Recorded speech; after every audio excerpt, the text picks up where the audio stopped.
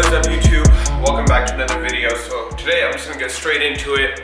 The last few nights I didn't really record much, but I went ahead, spent some time and started drilling every single hole on every panel. So the only ones I'm still missing right now are this piece, and as you can see, it got it taped up so it's sitting where it's supposed to, and went ahead, drilled the entire bumper. I drilled in the rear fender piece. This one I still need to drill a little bit deeper, that's why there's a little gap right there, but every other hole is drilled and is sitting in the proper placement. So now we have a good idea of what to cut. Going to the other side, we got the entire rear set up, ready to go. And we just need to go ahead and drill this last body panel right here. Shouldn't be too hard because all of this is pretty thin metal, and then the bumper obviously is pretty easy. So I'll go ahead and finish this one up, and then we'll go ahead and start the dreadful cutting process. Per usual, it's raining outside, so I need to make sure I get this finished up and get this car back on the road. It's been way too long with me not having my car, and it's pretty annoying, so I need to finish this up and get it completed. So just a little disclaimer, other than watching YouTube videos, I do not know what I'm doing. So if you see me doing something wrong, I probably am. I just want to make sure that's said right off the bat because I don't know what I'm doing. I'm probably gonna mess up. I'm probably gonna do something wrong. So if you're looking to find someone who's gonna do it professionally and knows what they're doing, this is not the video to watch, but this is just a learning process for me, and this is gonna be my first time doing it. So hey, I guess you guys will learn with me if this is your first time watching. I'm just gonna go ahead, put the camera down, go ahead, finish up the other fender, get everything drilled up, and then we're gonna take off every body panel on the car and then start the actual cutting process.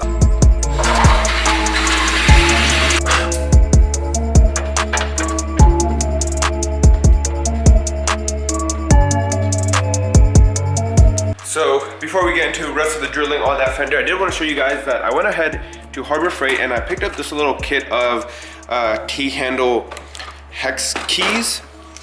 And this is just gonna make my life a lot easier because I noticed after like countless bolts and stuff of trying to tighten it up with the Allen key, it really started taking a toll on my fingertips, and eventually it just got very irritating and stuff. So I know that might sound like me complaining, but I think if you're gonna do like, I think so far I've screwed in 65 holes by hand. This is gonna make it a lot easier. So this was what, 10 bucks off Harbor Freight, and it comes with a little stand just so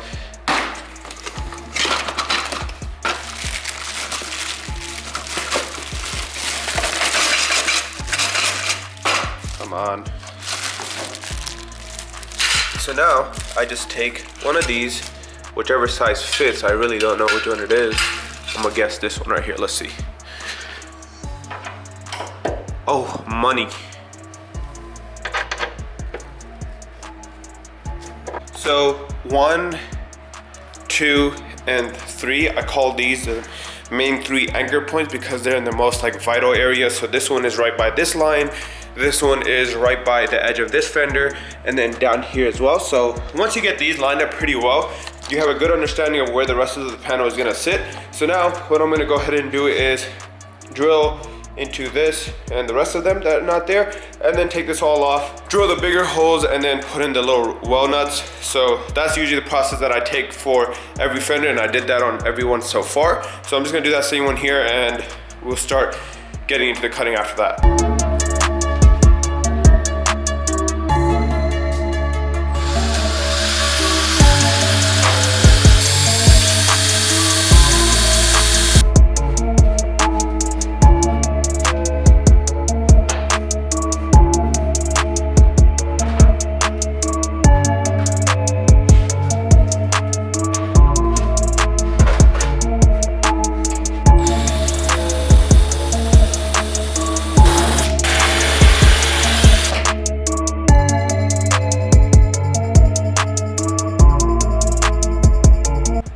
Ignore all the random shavings from the bumper, but we got everything drilled in, we got all the rib nuts in, and now there's even one down here, but now we can go ahead and start marking out what we need to cut. So for the front bumper, at least, since this tire is going to be moving, my guess is we're going to have to cut somewhere along this line right here. So go up, around, and then come back down around here. This is where the new fender kind of matches up to the body. So I think right above this, go up, and then I think we might just use this line, this arch, as the main cut point, and then if we need to, we can go a little bit higher. But like they always say, it's better to cut a little bit and then measure and then cut again after. So let's do that first. I'm gonna go ahead and tape it up just so I know where to cut, and then go from there. So don't judge my crappy tape job, but now I guess I just put that piece back up, and I noticed that the fender starts right below this, so I think this is a good starting point, and we'll cut up and around and try to make it as smooth as possible. Obviously the fender does end around this area, so there's still going to be some part of it open, but I don't want to cut off too much off the bumper. But I know when we start turning with a wider wheel and stuff, that's going to have to happen. For the time being, I'll start cutting this and see how it goes.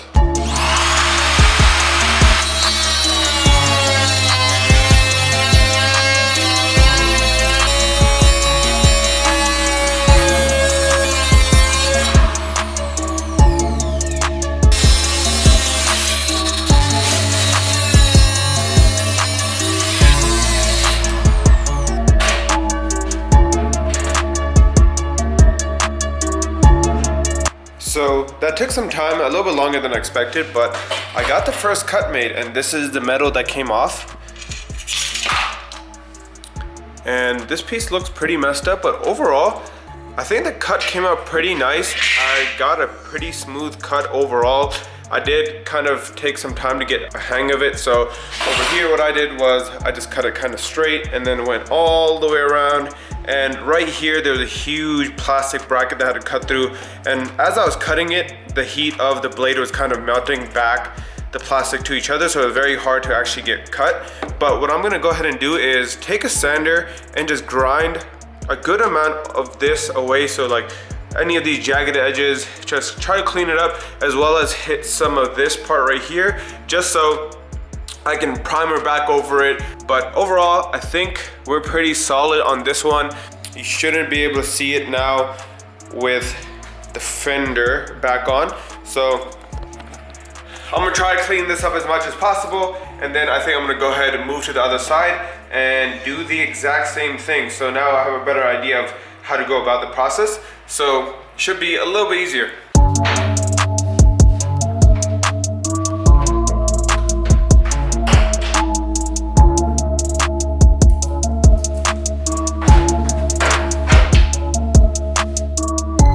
So I finished up that side as much as I could, and now before we actually get into how to like waterproof the entire wheel well, that's gonna have to be done with some sheet metal, especially if you're like me and you wanna cover everything up. That's gonna require some welding, and that's gonna be the next step. So for right now, the other side, I'm just gonna leave it as it is.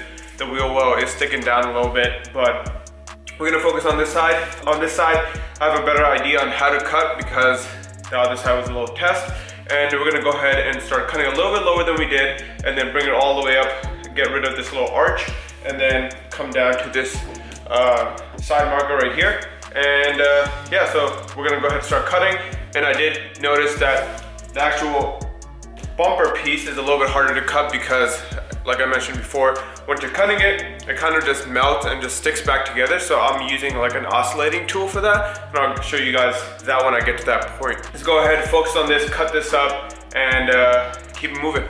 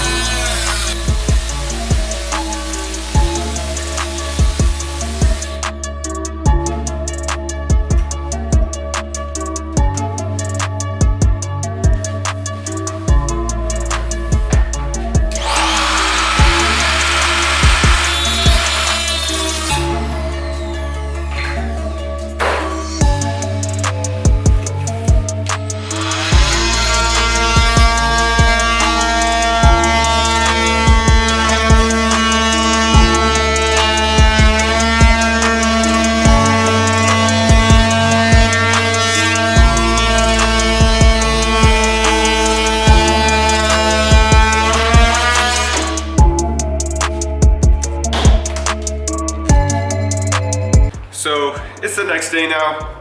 Yesterday, I got the front cut up. I've been doing a lot of research and watching a few videos where I can find them. There's very little information on cutting up the Dodge Chargers and actually people showing these Chargers getting cut up. So I just want to give a shout out to someone named Bucky. He actually dropped a great video. I'll try to link it down in the description down below, but he did a great job of showing how much he cut and what to cut, and especially for the rears there's little to no information on what to cut.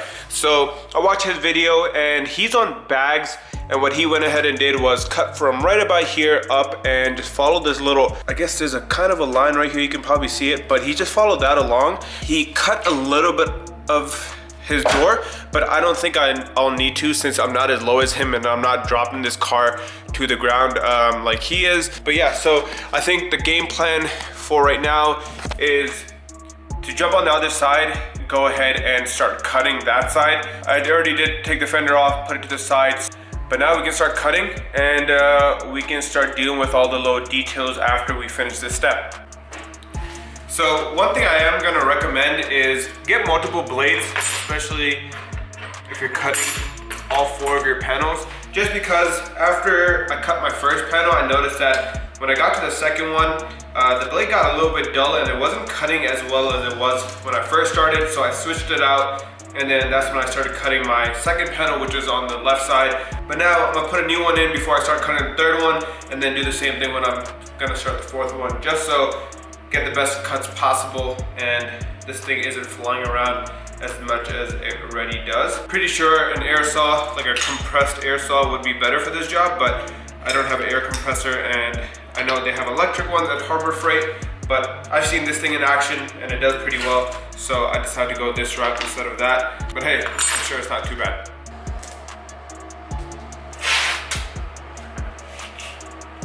So yeah, safety first. But I know that's not the best looking tape line. That thing's actually pretty ugly, but I'm just using it as a guide, to be honest, more than anything else. So that's the plan. Cut right here, all the way across, and then come down here. When on the other side, if you do look at the fender, you notice that you see a lot of this portion, but before I cut away anything, I actually want to cut it and see how much I can see. That way I know if I need to go back a little bit more and then cut back. So I'm gonna go ahead, start cutting this, put the kind of place the fender back on, see how it looks, and then go from there.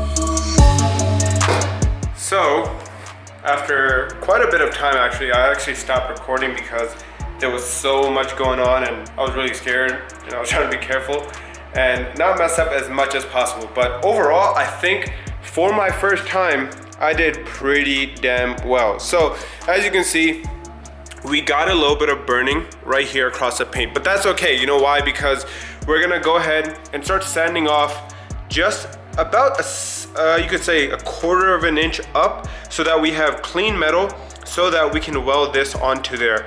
As of right now, this metal is already clean, and with all these lines up now, so prime example of what's gonna happen is this metal is gonna come sit like this. We should be able to tack it in place. So this is all gonna come up. It's gonna get tacked on to this metal right here, and what we're gonna do after that is once we have that sealed up, basically we're gonna go ahead and seam seal the entire thing, get all these grooves closed up. I kind of cut this plastic piece right here. You don't need to keep this, because if you look into this gap, it just leads right out here, and there's a big gap so water can come out.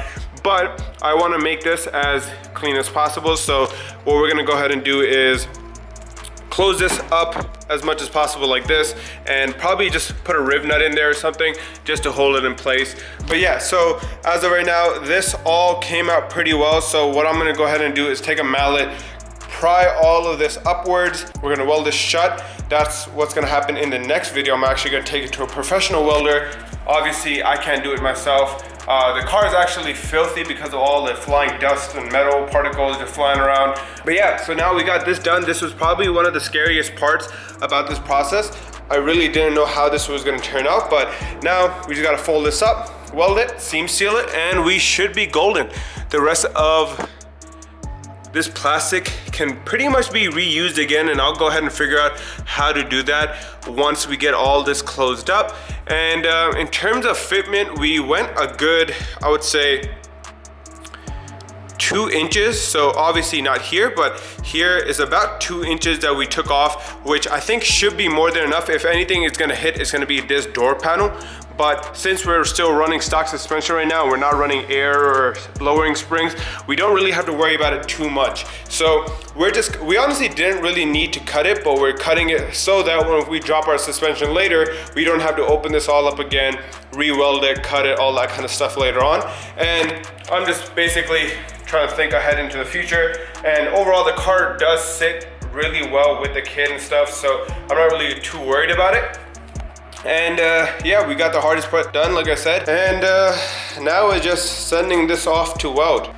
And one of the main reasons I'm not folding this all up right now is because I'm actually gonna let the welder go ahead and do that so that he can get all this metal cleaned up just before he welds. We want these welds to last and stay strong. So I'm gonna let him go ahead and push this up, see if he needs to cut any more than I did. I cut pretty close to the body line, so I'll let him decide, and he can go ahead and clean this up. I'll go ahead and clean this top area. Tomorrow I'm gonna go to Harbor Freight and get a sanding attachment for this guy so that we can clean up the front cuts. I think I have an idea for that, and I can go ahead and talk about it right now, but for this, I'll let him go ahead and finish this up. The most I'll do is clean this top end so that he doesn't have to do that. And from there, we're pretty much good to go. So going back to Bucky, he actually posted that video, like I said, on YouTube. I'll put it down in the description. But what he said is he cut most of his fender liner away, and he said he kind of regrets it because he cut a little bit too much and it kind of gets into the engine bay. But I think what I'm gonna go ahead and do is cut the fender liner right where you could say it's kind of level with this cut. So about back here, and I'm gonna do that all the way across. And then I'm gonna ask the welder if he could put a flat sheet metal piece that just sits right like this. And I'm gonna try to tuck this on top of the sheet metal.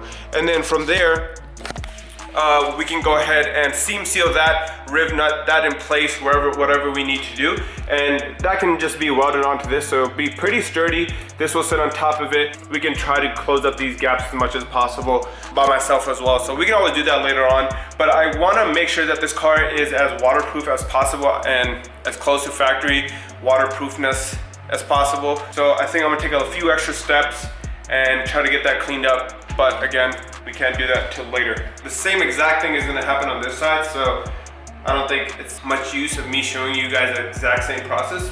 The only difference on this side is that there's a fuel cap, but the cut is just gonna be so much lower, so it's gonna be the exact same thing.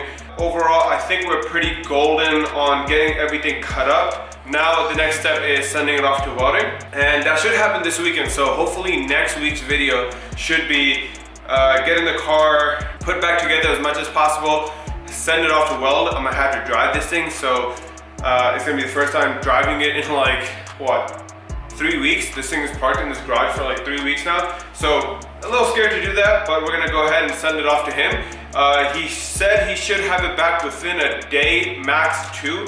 So we'll have it back, we'll see what he did to it. After that, we just put the body kit back on, get the fitment right on the wheels, and after that, we're pretty much good to go. I'm gonna wait a little while before I send it off to paint, just because there's a lot of little kind of tiny things that I need to do. Prime example is I'm gonna go ahead and take off every riv nut that's on the car.